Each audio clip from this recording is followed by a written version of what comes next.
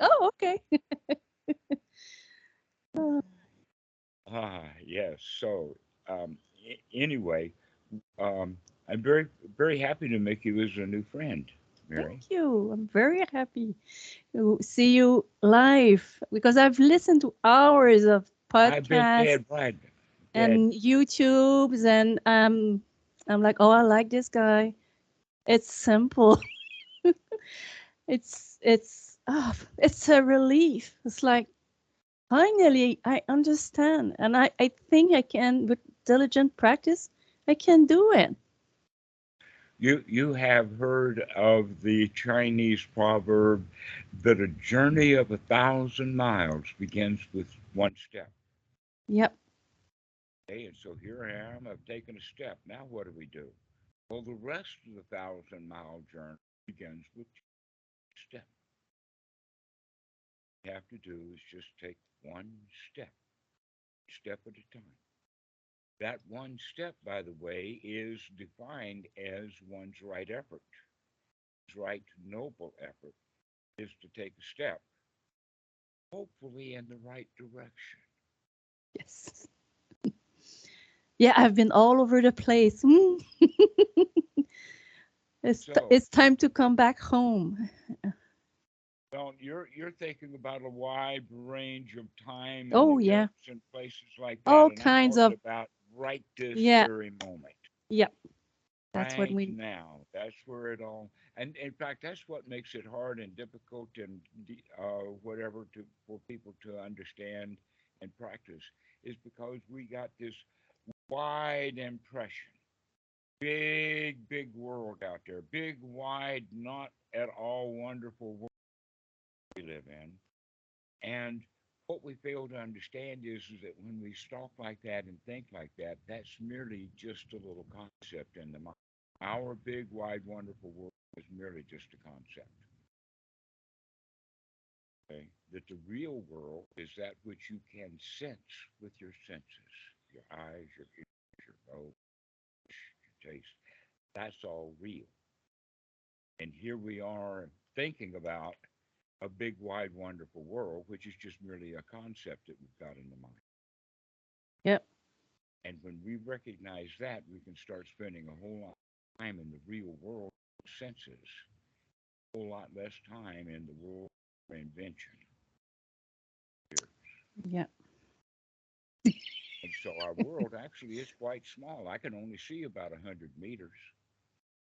Oh, I see less than that. I see my wall. I see you and the wall and Right. curtains. So right now, your whole world is within those four walls. Exactly. But if you start thinking about something dangerous that's Oh, outside of those four walls, then you'll fear where the reality is within those four walls, you're actually quite safe. The reality is that you're safe, mhm. but you can imagine all kinds of things that'll bring fear. Oh yeah, yeah, So the right thing to do then is to not think about those things, but to think about what's real. yeah. That's yeah. Easier said than done. No, it's easy. It's easy, but then I go, You just set a rule. Oh, I've got to do this all the time, yeah. and I'm only asking you to do it right now. So if I think that I want to do it all the time, not in the now. Well, when I think that I want to do it all the time, I'm living in a fantasy world. I'm living in a constructed concept of Okay, all the time doesn't exist. Only right now exists. okay, Okay, January the 1st at 12 o'clock, 1850 existed, but when it existed as a now. Now true. it's dead.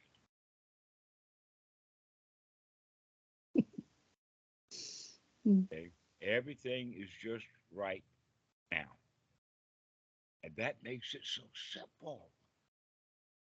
You don't have to care about Almost it. too simple. Exactly. It's so simple that it's just, and then the mind wants to go grab something, and you need to Well, set. You need to bring it back, and there it goes again, and then you do it back, and then and then.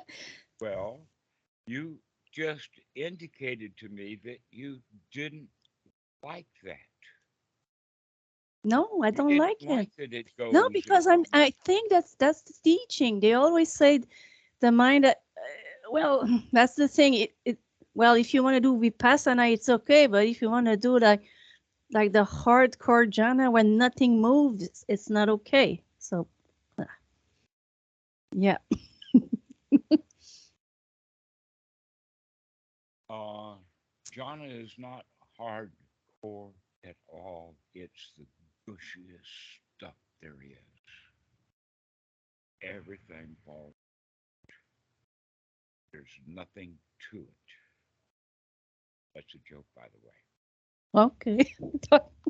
There's nothing to it. Nothing That's to the it. sunyata of the butt. Right. His practice is easy. It's sunyata. It's empty. There's nothing to Always sunyata. Oh, it. another sunyata, nibbana. I'm all, Okay, well, that's oh, because these words are highfalutin for you, yes. and they're jokes for me. They're toys to play with. Okay. Nirvana is nothing, doesn't mean anything at all except chill, baby, Chill. chill. Just chill out. Okay, don't make some magical nibbana. That's when you said that to all those other people. Chill, bro. That's it. I need to call this guy. I love it. It makes sense. Yeah, Oh, well, that's what it did in the time of the Buddha, except that the people in the time of the Buddha used the word nibbana just that way. The problem is when Western Buddhism sees the word Nibbana in print, they don't quite understand what it is, and so they make it magical. yeah, I've been into the magical Yeah, a lot, and and and I did not work. And it created lots of dukkha because I wanted the magic and and you didn't yeah, get it. no, I did not get it. I want Okay, my money back. so now we're going to learn to be, let us say, uh, satisfied. Satisfied. Just so satisfied. We're ecstatic with being satisfied. How ordinary can it get? I mean, this is so beautifully ordinary, we couldn't get any better than this. There's just absolutely nothing to it. But a lot of people don't practice that because they haven't brought nothing to it in their own minds. So let's talk about this. You've gotten quite a lot of background, so I'm just going to tiptoe right through the Eightfold Noble Path for you. That's the teaching of the book. And unfortunately, Western Buddhism has almost kind of forgotten all about the Four Noble Paths and the Eightfold Noble Path. It's sort of like the way that it's taught is like, okay, someday you should remember this because someday it's going to be on a test. You got to know what the Four Noble Truths are. Somebody's going to ask you someday. You better know what it is. Right? I'm gonna fail the test because I find Buddhism has so many lists and lists and lists, and I can't remember Okay. all. So Now here's the way. And to understand that the lists are coming by looking through this window, and then you come look through this window when you see that list of things, and you come look at through this window and see that list of things. If you're free to see it. So Buddhism is like just a building with a lot of windows, and so you look at it this way. Then you get a list of things because that's what you can see in this way. And then you look through it this way and you get a whole long list of things. Then you look at it this way, a whole long list of things, and now you're confused because you think that all these lists of things are separate. But in fact, it's the same all place the that you're same. looking at. You're just looking at it from various directions. A clear example of that is the difference between the Satipatthana, the four foundations of mindfulness, and the five aggregates, because they're the same thing. It's exactly the same thing, except that with the four foundations of mindfulness, we we're looking at the whole show, including the mind and the mind's objects. Right? Imagine that the four satipatthana is like an old wood pot-bellied stove, cast iron. You've seen them. You've got them in Montreal. Okay, so you've got the pot-bellied stove, and then you've got the wood and the kindling. Okay, and when the spark is set off, the fire comes. And after the fire, you get two properties, smoke and heat. And a third one, the ash. Okay? So the body, your human body, is the pot-bellied stove. You and I both qualify.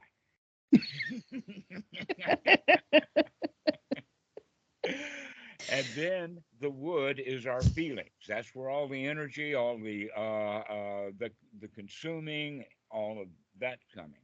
And then the mind is the fire. But with the mind burning the fuel of the feelings, we wind up with smoke and heat and ash. And that's the content of the mind. Okay. So that's one of the ways of looking at the satipatthana, and that's the way actually we practice anapanasati. We're going to be focusing on the smoke and the ash, or we're going to take care of the heat. That's why we put this thing in there anyway. Okay, let's use some wholesome stuff rather than looking at all the smoke and all the ash that we create. So um, we look now at the five aggregates in the sense where we've already got the body and we've already got the feelings, but we're not so much of looking at the smoke and the ash and the heat, but we're looking at this fire. What is the fire? What components does it have? And the components that it has is consciousness, or venya, sanya, which is perception. So we are conscious of something, then we make a decision or a choice about it, and that we come up then with a new conclusion. But we don't get things just like that. We go off into another thing like memory that has feelings and all kinds of other stuff built into it.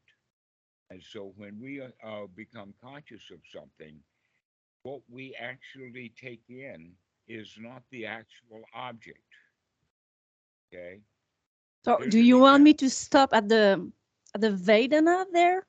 I You don't want know, you to stop at all. I want you to understand that it's not complicated because the four foundations of mindfulness and the five aggregates are just the same thing. it comes and it goes. Well, I'm not even thinking about coming and going, but Not rather yet. that we're talking about you look through Okay. this window and you Okay. see the Okay. Yeah. Satipatthana, and Okay. you look through Okay. this window and you see the five aggregates. Okay. Okay. Get it. Okay? Okay. All right. And if you look at it from the perspective of the five aggregates, the whole point of the five aggregates is that there is no self there anywhere, that the self is actually in the smoke, the heat, and the ash.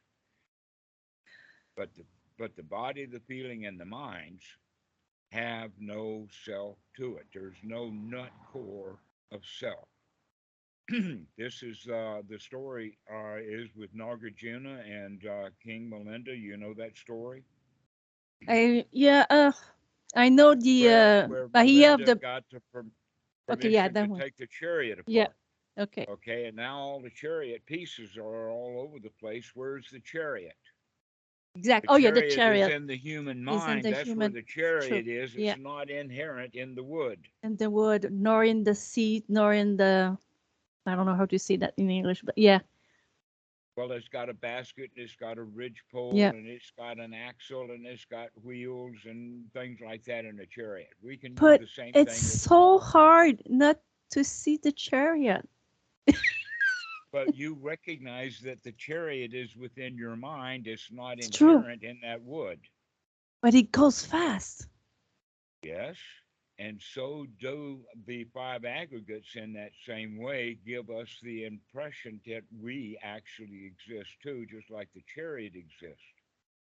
In fact, the chariot is not a chariot, it's just a collection of wood according to a human concept. But there is no inherent chariotness. We even get down to the point that there is no inherent water, because that's just hydrogen and oxygen, except there's no inherent oxygen. There just happens to be 16 electrons rather than one running around. Okay?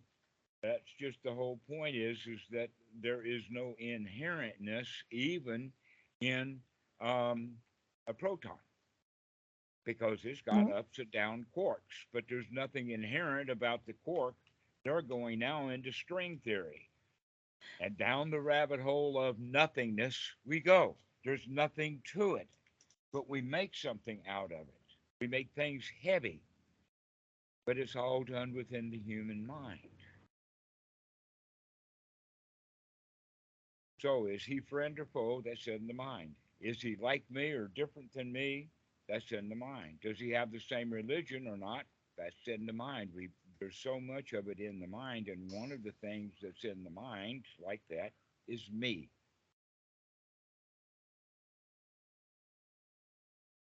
And actually, that's just part of the aggregate system. And so that's actually the first fetter that we have to deal with. The first bondage is personality view, Oh yeah. right? And so by practicing the Eightfold Noble Path and anapanasati through so that we get the mind really sharp and fit for work, then we can immediately see this whole Buddha thing is just all one package.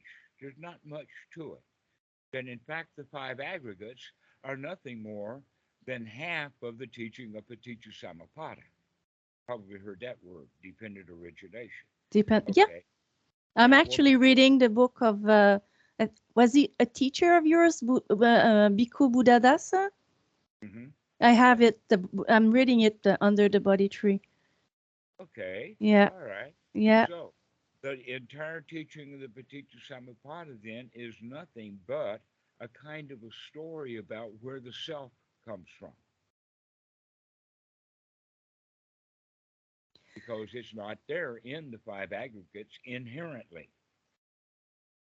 And yet we use language as if it was, like I feel bad or I feel sad. Okay, so I am my feelings. Beginning to learn through anapanasati is that I'm not my feelings. I'm the observer of my feelings until I recognize, no, I'm not even the observer. But there is That's where now I an am. observation. The There observer. is Who's the observer? there is only merely observation. We don't need to have an observer, an entity, but there is observation. Yeah. And what is it? What is the observation of? The observation or the looking at the object. And the object here is now the feeling. So instead of saying, I am sad, we can say, there is sadness. There's no self in there. There is the recognition that there's sadness, and then the sadness itself. We say, I am sad, where in fact, that's part of the delusion, just like I'm going out to the car, because it's a whole lot easier to use the concept of the car rather than I'm going to go open that metal door with the handle that's got the shiny stuff on it, and then I'm going to turn my butt around and sit down in this thing that they call a bucket seat. We don't have to do all of that. We have a concept that puts all of these packaging pieces together so that it'll operate correctly. But there is no inherent car there. That's in the mind. Okay. Another example of that. In fact, I use an example of an alarm clock quite often, though I don't have one. Good. Years ago, You're free. years and years ago, I had one when I was a really little kid. I used the alarm part of it as a toy machine gun. But I really knew, you go ding, ding, ding, ding, ding, ding, ding, ding, ding, ding. But this is what 3-year-olds do. Okay. But the point of this clock is that it is, there's no clock there. The clockness, there's no inherent clockness. that in fact what this thing is it's a collection of gears and wheels and springs and things like that, and jewels, etc., that we have. But then we recognize, no, there's no gears. That's just still a concept. But this is merely just metal arranged in a certain way. Then we go a little deeper and say, no, even metal is not correct. That in fact, this is brass and tin together, and tin is this, and brass is this, or and copper is this. Sorry, not tin. Uh, Brass is a mixture of copper and tin, as opposed to bronze, which has other stuff mixed in it. But the point is that we could keep going down levels and levels and recognize that what the human mind does is it collects and collects and collects things up to the point of collecting a car, collecting a house, collecting a me. We do that by wanting things. And we want things because we naturally like and dislike things. The liking and disliking is really built quite into our genes. Is there Okay. something we can do about that? No. I can Uh, decide. Let us say once you begin to understand it, you can begin to control it. All right. In paticcasamuppāda, we've already talked about perception and sankhara and consciousness giving rise to the salayatana, or the internal representation, or let us call it the internal consciousness. That's why it's Okay. called a salayatana. That's the internal senses. So actually, there's two ways then of talking about it. There's two different kinds of consciousness. One is I can see it with the eye or hear it with the ear. If I see it with the eye, but I don't understand what it is, then I will process that based upon stuff I know from the past. And when I make stuff up from the past and put that into my understanding, I'll come up with something new that I understand. Except what we do unconsciously, or a better way to say it is ignorantly, is that when we're picking stuff out of the past in order to make sense of the present, we often bring feelings with us. So the feelings are built into the sankhara. So that once we make up our decision about this is what this is, the way that we're going to feel about it is almost built in. Okay. Okay. But that's not the place to begin, is down in the perception. That's for the, let us say, when the skills are developed so that we can see that clearly, that quickly. This stuff happens in the mind really It's fast, okay? fast. But what we can see is how we feel, and we can see that that feeling leads to wanting. And the wanting then leads to the clinging. And I've got a new way of talking about clinging so that the students will get it immediately, and that is caring. What you care about causes you dukkha. Oh, yeah. And in fact, there is a sutta by that name. Grief comes from those who are dear. It's in the 80s in the Majjhima Nikaya, I think it's number 87. Not the animals, you mean? Not the. Well, anybody. So if you've got a son and he badmouths his mom and storms out of the house, you feel bad because you care about him. Yeah. If a stranger can do that to you and you can shake it off in 5 minutes, but when the son does that, you'll care for days. You'll Yep. suffer for days because you care. I have a daughter, so I know. Yeah. Okay, so you know exactly what I'm I know talking about. exactly what you're talking. Okay, so Oh, this is yeah. a good way of using that word caring, is because we care because we like and we don't like. So let's start working at that level of caring, because the caring is what takes us right into hell. Yeah. You know the steps of paticcasamuppāda. We're talking about the Vedana, the feelings. Yeah. I don't like what she said. That goes into I want her to take it back.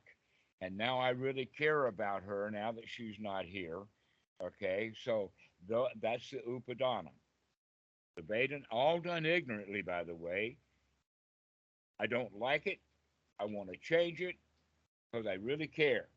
And now that we really care, that is actually the Upadana and the Tanha, or the Tanha Upadana sequence, is exactly the same sequence as the Baba Jati. That you lost Baba me. Jati is Baba step, Jati. okay, so it goes Vedana, Yeah. uh, uh, Tanha, Upadana, uh, Bhava, and then Jati, and And then Dukkha. okay. Okay, what is that? That means the birth of the self. Now, a lot of translators will translate that word jati into rebirth, and that's okay if you understand it. But what we're talking about actually is the reappearance of the me that suffers. Think of the self as that which is the vehicle for Yeah. carrying dukkha. If you It have has no not. Sorry. vehicle, It go has ahead. nothing to do with reincarnation, and because I've heard like the three on other teachers talking about the three lives of the dependent origination. Yes, okay. Makes So no there are sense to three me. lives in it, but it's not three lifetimes in the sense of um, three different human beings that are the same, three in one. I mean, we're back to Trinity now. That's pretty Christian of us, isn't it? Okay. So Okay. no, no, the three lives are there. The past, the Okay. immediate The past, past, the future, immediate and the present, old and future. past, Okay. in the immediate future or the immediate present giving into the immediate future. But it is not This taught all this happens way. in one this all happens in 1 or 2 seconds. What'd you But say? it is not thought this way.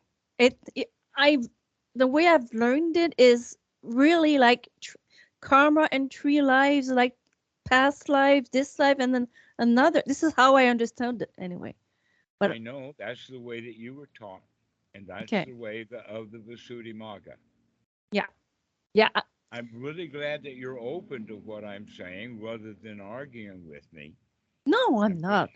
Oh, I'm really no. pleased with that because I've got students that they really get into clinging to that kind of stuff, and they don't have near the depth of the knowledge of the teaching as you do.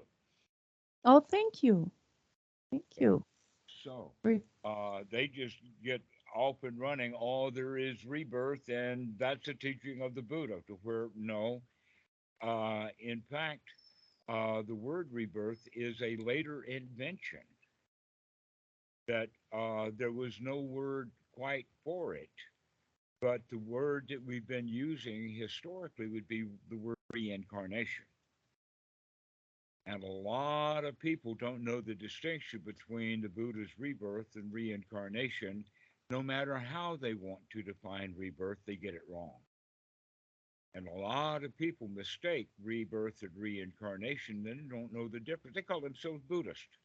They talk about rebirth, this, that, and the other thing, but in their mind, they're thinking about reincarnation. It's me that's reborn. Whole teaching of paticcasamuppāda is to teach no, there is no self to be reborn without causes and conditions. And these are the causes and conditions. Starting even with consciousness, have causes and conditions. That makes sense this way. The other way never made sense to me. Well, Never. I just couldn't get it. but it's a delicious teaching. Oh, I'll live forever. Oh, I'll Ah. keep coming back. Oh, I'll have a redo. I'll get to do it again. And then that also feeds into, besides I'm a failure and I can't do it now, maybe let me make a little bit more merit, and then the next life it'll be easy enough for me to do. Reality is that this life is dead easy. You don't need to make it easier next time. You might I not get a next time. All that stuff doesn't make sense. And so the way that I I act, feel guilty because sometimes I think like that when things go really really bad. and I cannot do this. I'm like, oh, maybe it's gonna get better in another No, life. you were taught that. Oh, it's comfy when things go bad.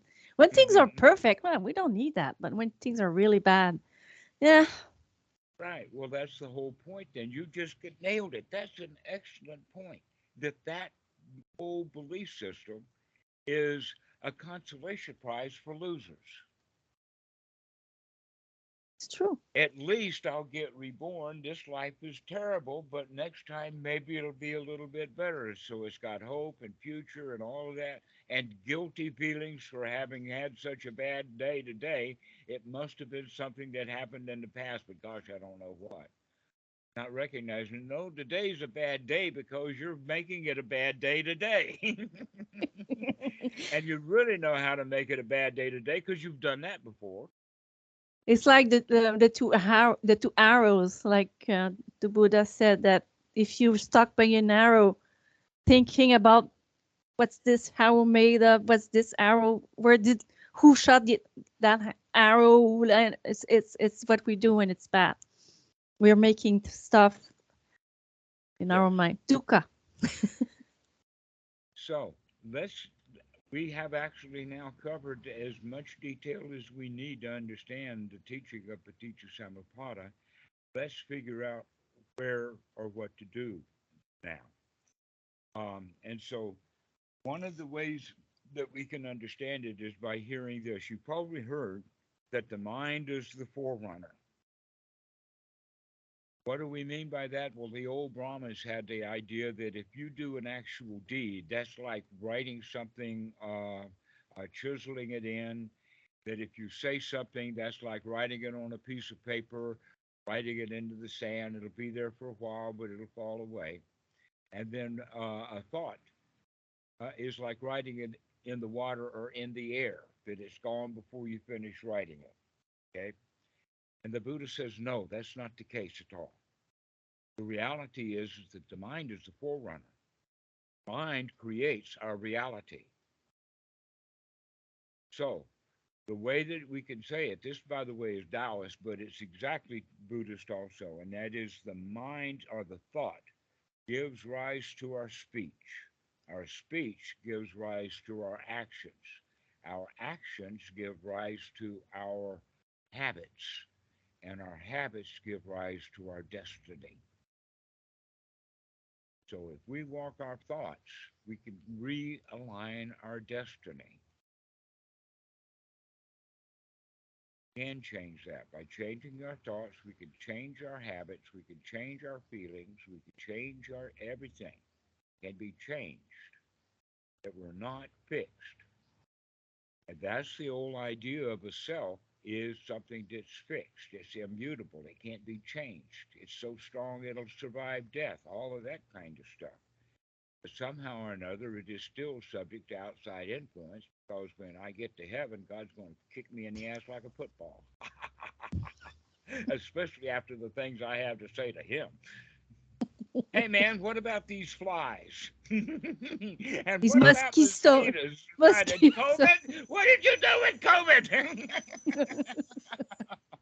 Okay, so that whole mentality is based upon the fear that the self is not all of that immutable, powerful, and capable of sustaining death. We feel the self as weak.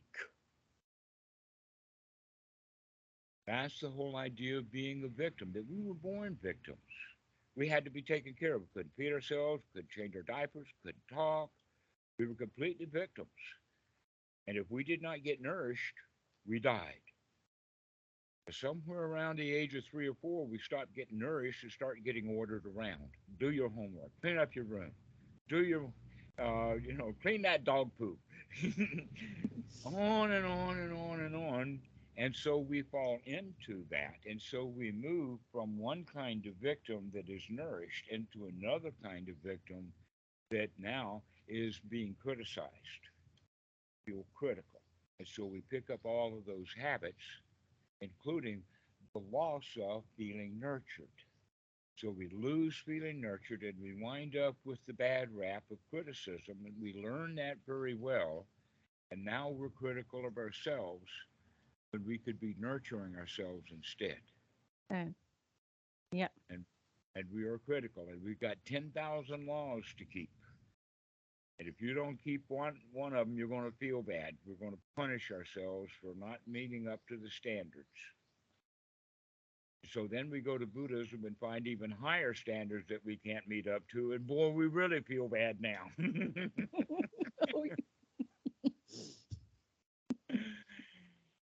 But when we begin to understand actually the teaching of the Buddha has to do with waking up, being in the present moment, really understand by investigation what's happening right now, then we can just chill.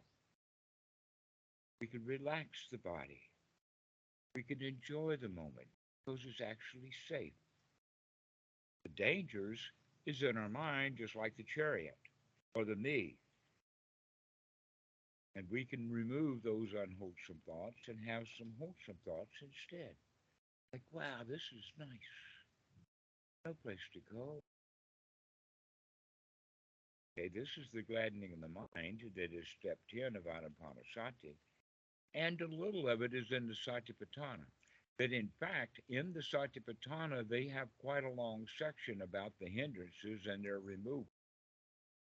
But a lot of people who teach a lot of different meditations, they fail to talk about that those removal of the hindrances is the very first thing that must be done, which is also what Bhikkhu Buddhadasa says in one of his books on Anapanasati, that gladdening the mind is the Mm. first thing that needs to be done. And it's the same thing, removing those hindrances and brightening the mind.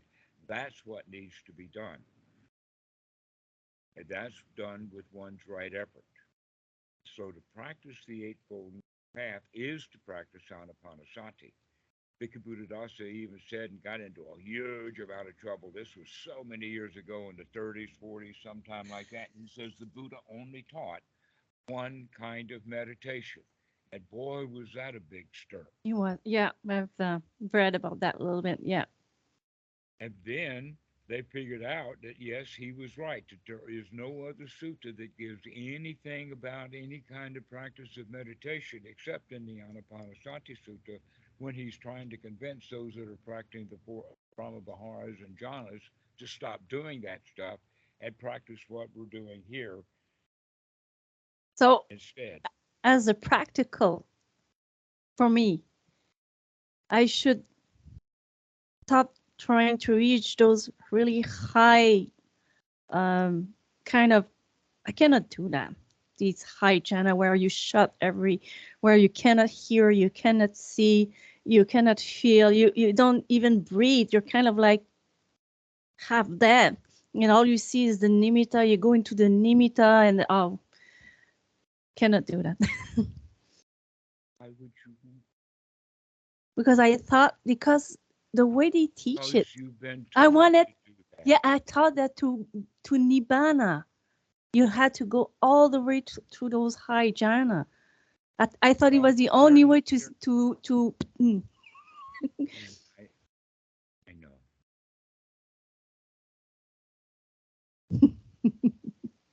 I have heard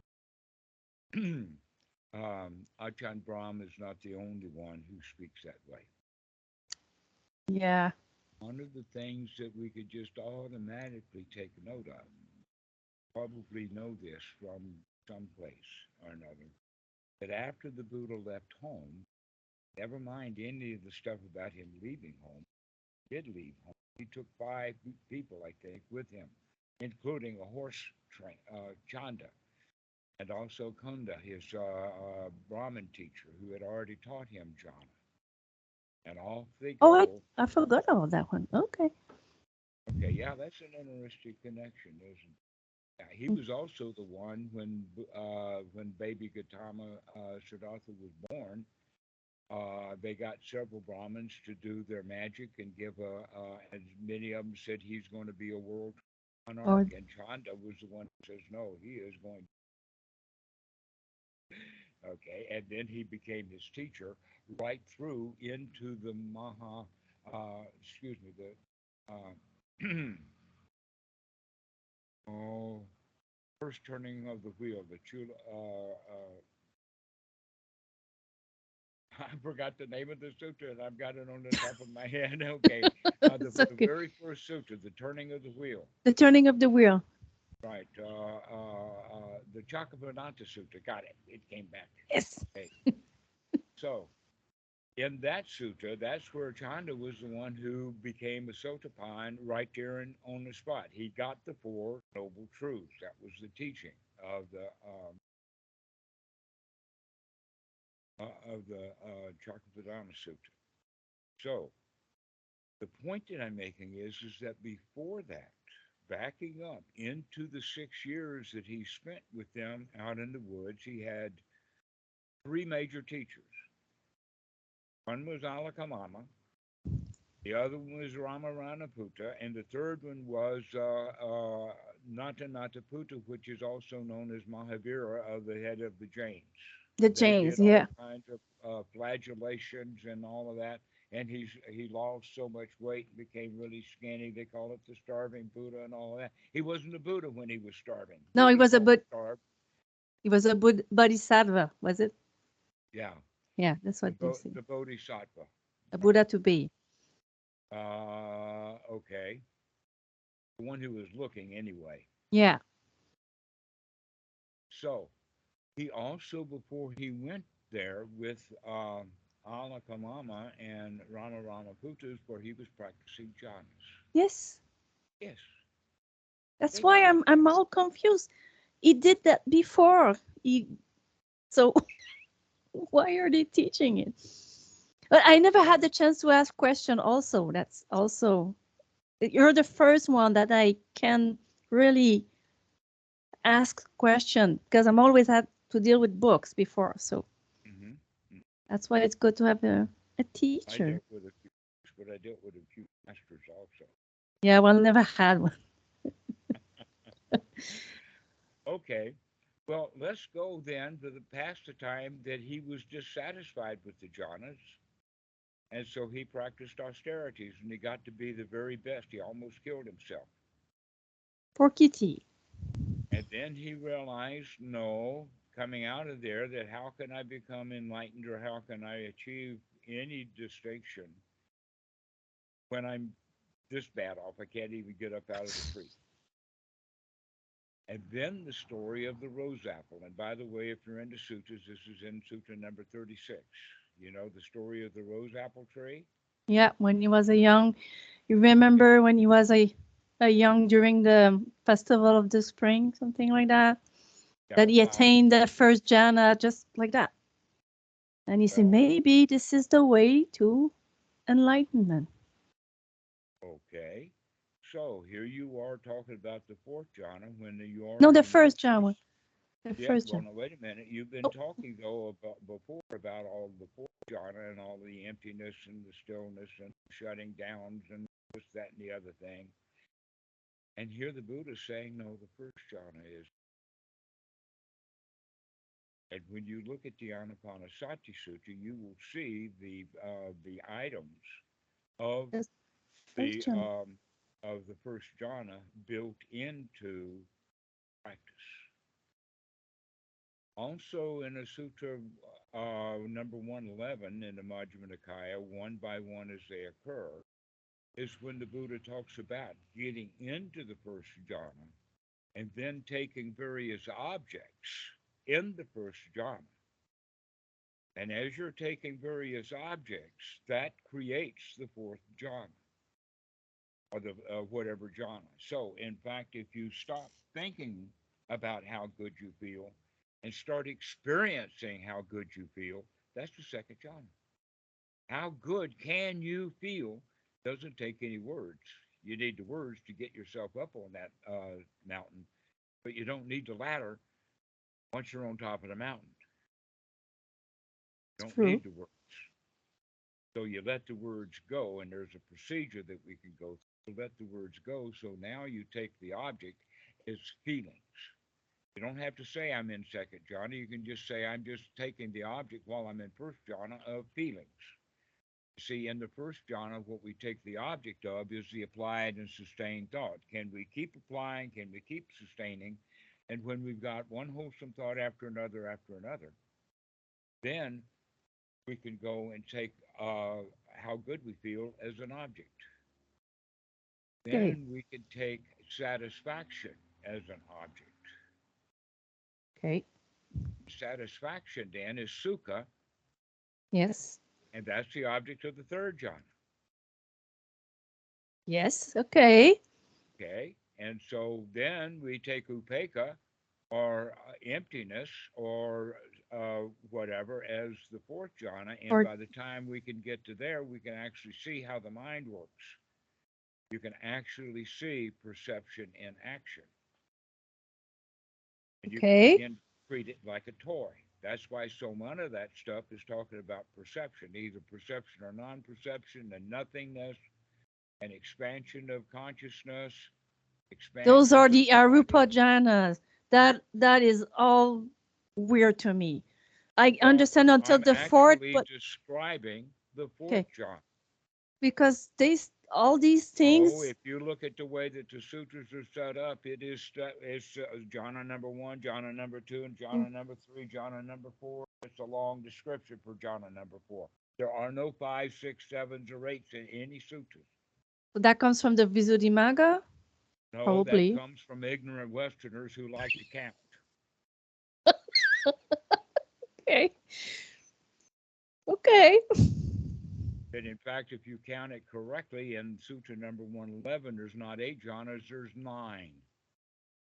Yeah. Because nine different states are talked about, and the last one in there is the end of perception, is the end of feelings. We stop perceiving, which means we just let data come in. We just let data come in. We just let it go. We don't To me, cling before to it, it. We don't it was try to kind of make like, sense out of it. We just let it in. There's a flood. We get completely into the senses. Stay at consciousness and let it become vast. Let so our this is the boundaries of the Nirodha body. Samapadi? Is this what you're trying to tell? The the Nirodha Samapadi? The ninth No, step? we're talking about most specifically getting completely into the senses so that the senses become a flood. See, the way that we normally do it is that we look at something, make sense out of it, look again, make sense out of it, look at it again, make sense out of it. Very, very much like a computer would take data, input, process it against some database. Like you log into your website for the bank and you give them this, that, and the other number, and then they'll go into their database and pull up your amount.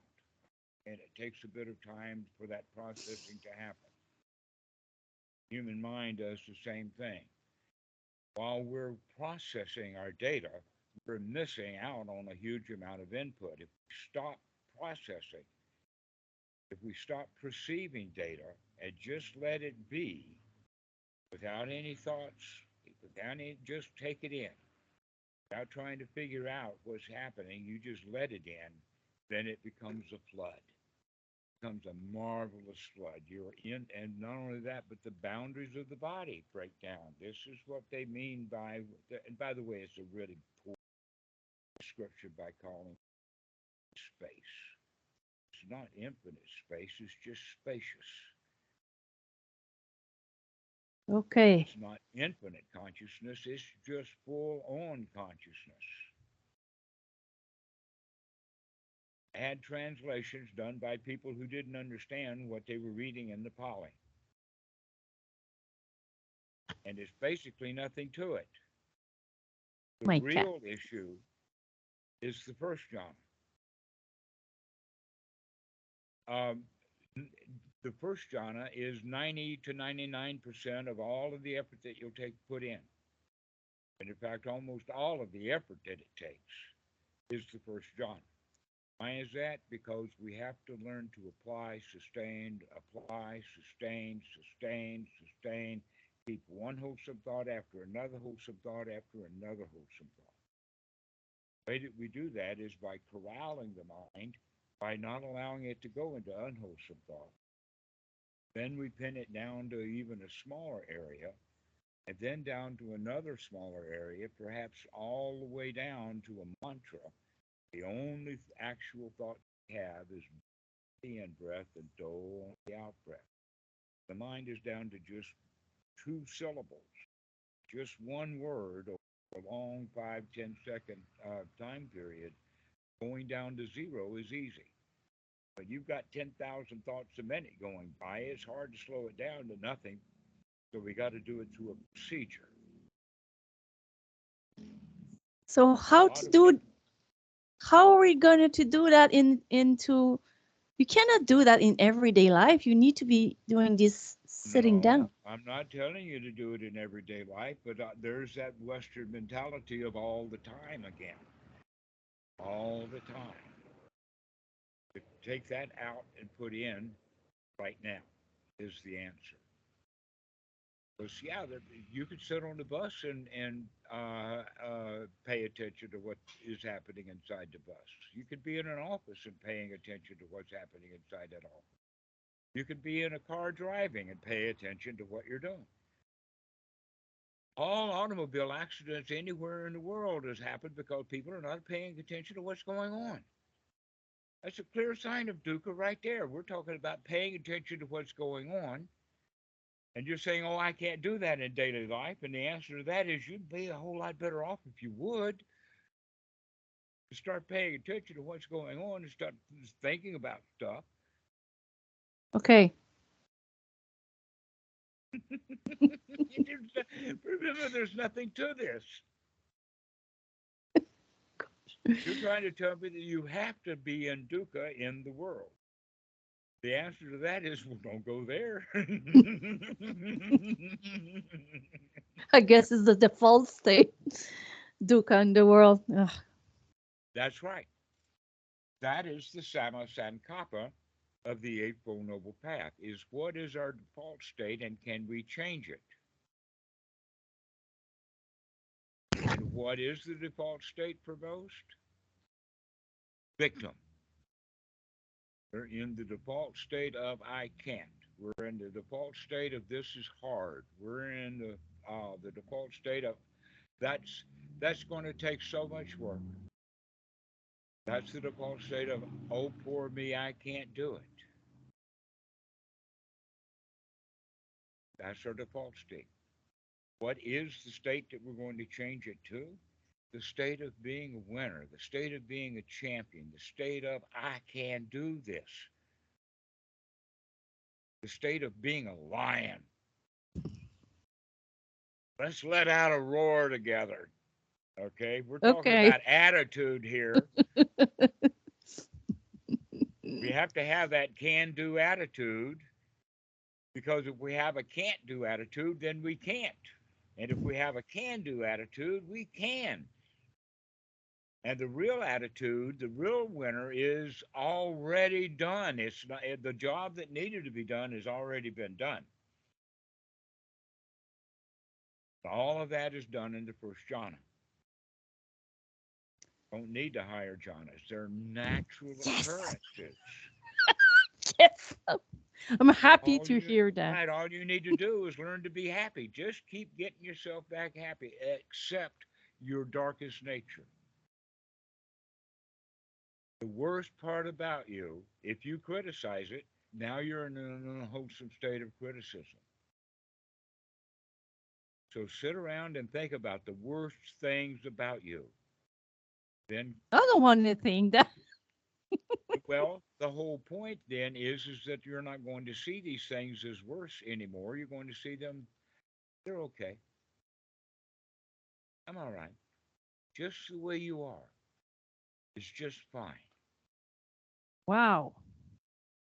You're already okay. There's no place to go and nothing to do. There's nothing to attain. That's the attitude that we're developing here. You've already got it.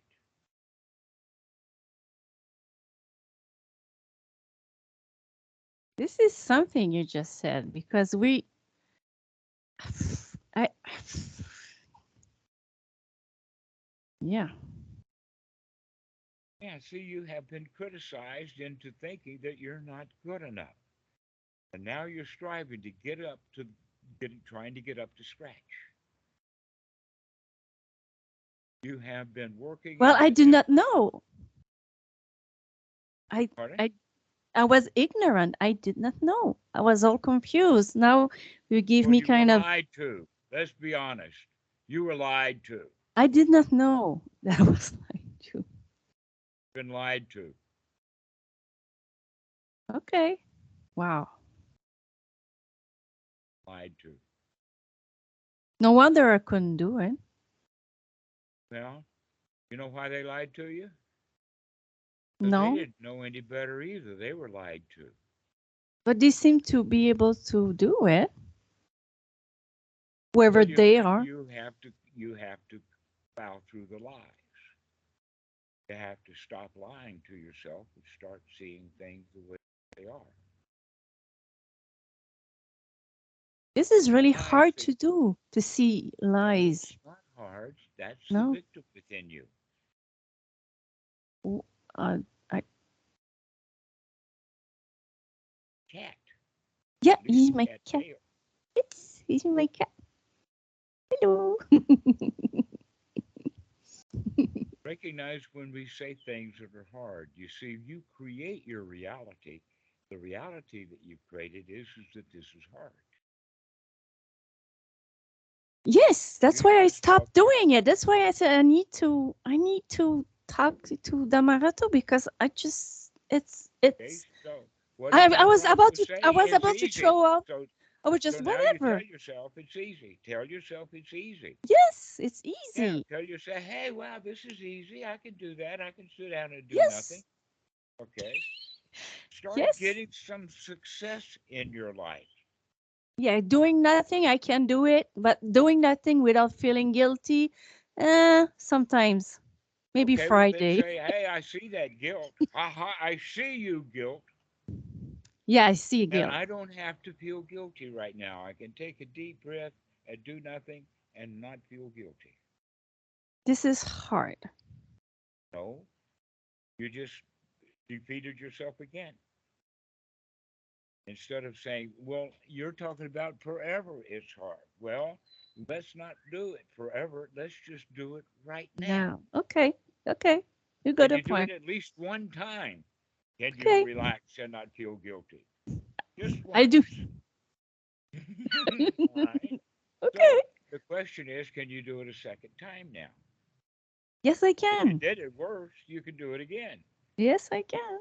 Okay, so that's the attitude that we're developing is that I could do it one time. That's enough skill to do it a second time at another time, maybe, or maybe just one after another.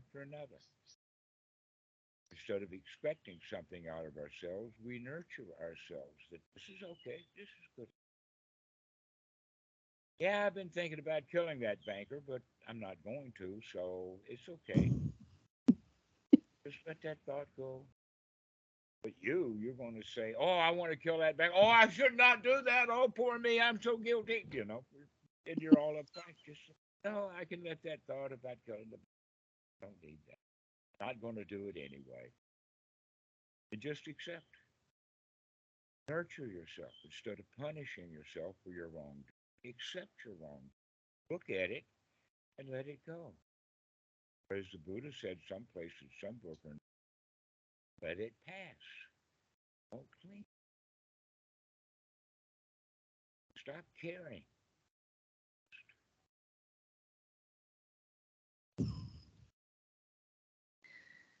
Okay. Don't care. Don't care about jhanas. Just enjoy whatever No, not practice comes. anymore. No, I'm sure now. Yes.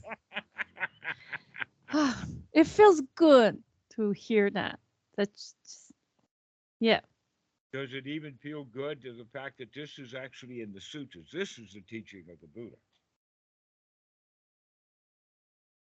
The Visuddhimagga, that's from 450 to 500 AD. I've tried to It, read it. and it's got politics. I've got it right here. Oh gosh, it's unreadable. But it's good for if you want to go to sleep. Oh, sorry. Um, it's got some interesting things in it. One of the things that is actually quite valuable is there is walking, but no walker be. That's a good phrase out of that. It's got some really, really good stuff in it. I'd I was say just joking. I was just make but it's such a good book that it's got so many, many good things in it. I would say maybe about 5% of the book. 5%. Yeah, I mean, it's a big book. It's got a huge It amount of is stuff in it. huge. It is. But there's about 95% of the stuff in there is going to cause the students dukkha for one reason or another. Yeah. I didn't read it all. I think I stopped at maybe half of it. Well, you were reading it backwards then. It's like I the should Quran. Yeah, you have to read the last parts first. know the end. Yeah.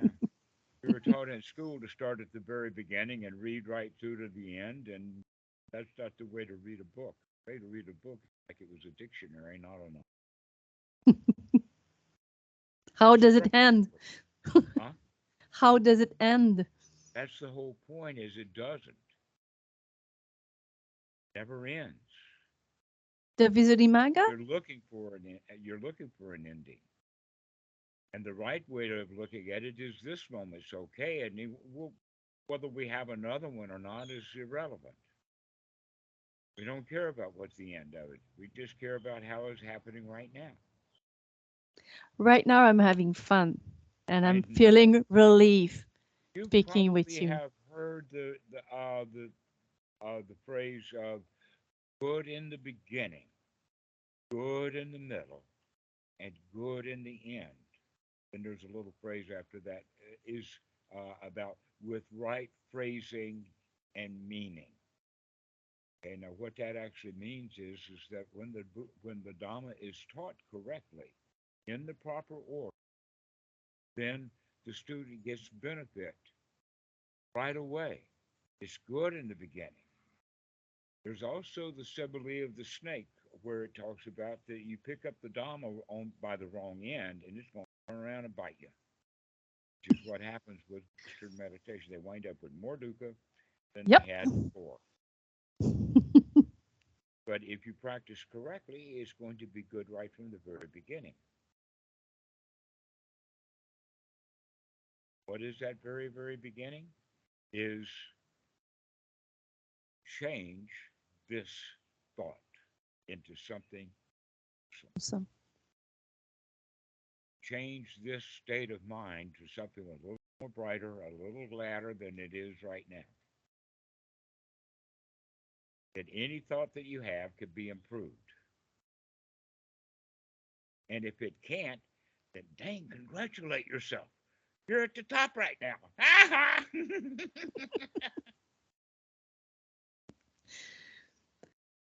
But other than that, just any thought that we have can be improved. And when we get into the rhythm of one wholesome thought after another, we begin to watch that. Yes, I am applying the mind to the wholesome, and yes, I can sustain that. I can stay in the here now. I can appreciate what's happening and keep coming back and coming back and coming back and enjoying the heck out of nothing to do, place to go, safe, secure, comfortable, relaxed, satisfied, and successful.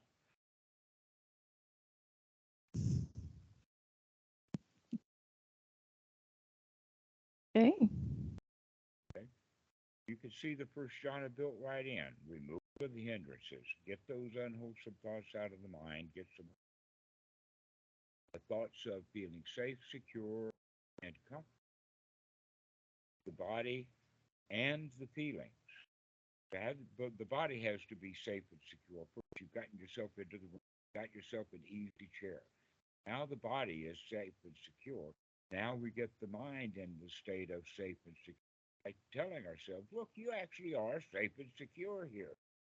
And with the safety and security now comes the satisfaction, and that satisfaction is the sukha of the first jhana. And when we keep practicing that over and over and over and over again, we begin to recognize I can do this. A little bit later, hot dog, I can do this. And then the next one is, it does not matter how obstructed the mind is getting. I can throw that stuff right out and come right back into a really good state. That's the confidence that's building. That's where the pity comes from. Hot dog, I've got this wired. I can do this. That's part of the jhāna. Yep. That peak point of, wow, this feels so good. And we keep doing that over and over and over again. Every shampoo bottle tells you exactly how to do first jhāna. Every shampoo bottle. Shampoo bottle? The shampoo bottle, right Okay, there. let's go for the last two words it has is rinse and repeat.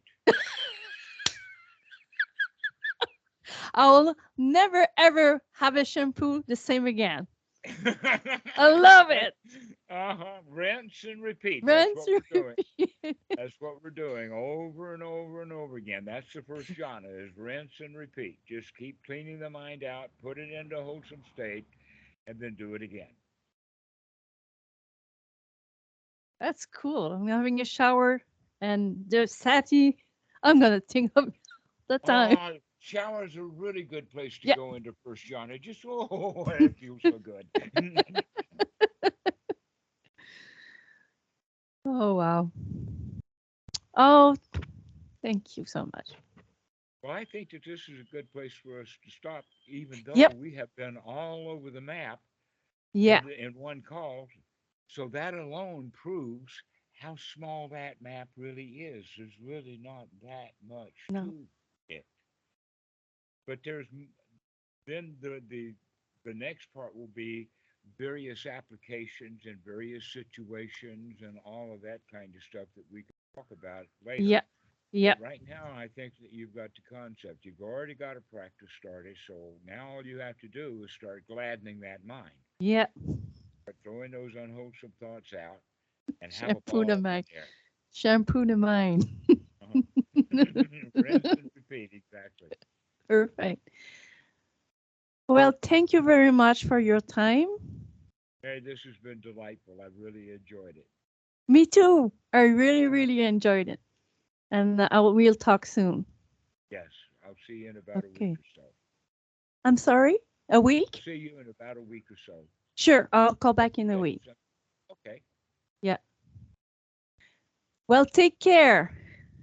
Take care. Okay. Bye-bye. Bye-bye.